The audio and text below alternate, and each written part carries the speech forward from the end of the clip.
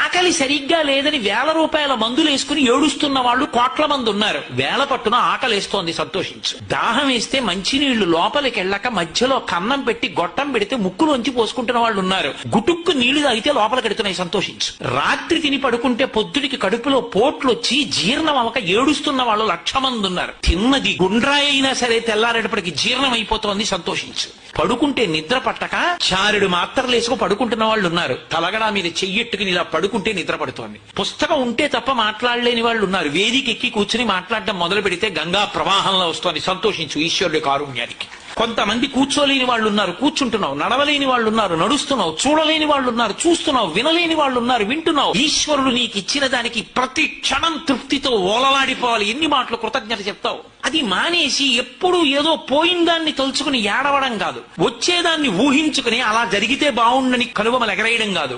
ఇప్పుడు ఇక్కడ నీకు ఈశ్వరుడు వర్తమానంలో ఏమిచ్చాడో దానితో తృప్తిగా ఉండడం అలవాటైతే వాణ్ణి మించిన భాగ్యవంతుడు లేడు. అదే ధర్మం.